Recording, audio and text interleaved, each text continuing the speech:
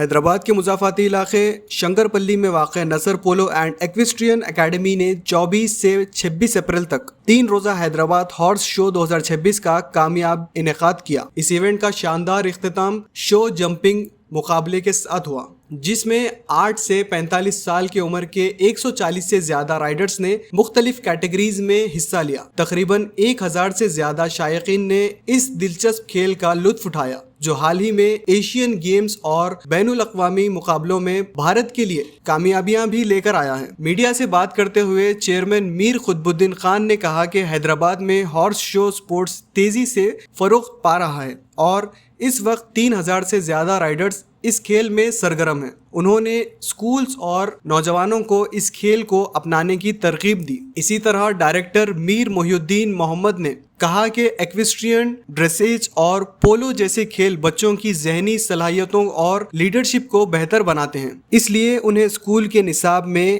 شامل کیا جانا چاہیے۔ اس موقع پر بطور خاص مہمان شرکت کرنے والی شویتا ورما نے ہارس سپورٹ میں اپنی دلچسپی کا اظہار کیا اور منتظمین کی کوششوں کو سراہا۔ انہوں نے کہا کہ کھیل نے انہیں ایک مضبوط شخصیت بنایا ہے اور والدین سے اپیل کی ہے کہ وہ اپنے بچوں کو روزانہ کسی نہ کسی کھیل میں حصہ لینے کی ترغیب دیں۔ تقریب میں آصف جاہی خاندان کے نویں نظام رونق یارخان نے بھی شرکت کی اور 30 سے زیادہ فاتحین میں تمغے تقسیم کیے، جن میں عائزہ میر، کاشف، ایڈورڈ، امیرہ، سنویقا سمیت دیگر شامل تھے۔ انہوں نے حکومت سے مطالبہ کیا کہ ہارس سپورٹ کو اولمپک کھیلوں کے ساتھ نصاب میں شامل کیا جائے اور نوجوانوں کو اسے کریئر کے طور پر اپنانے کی حوصلہ افزائی کی جائے۔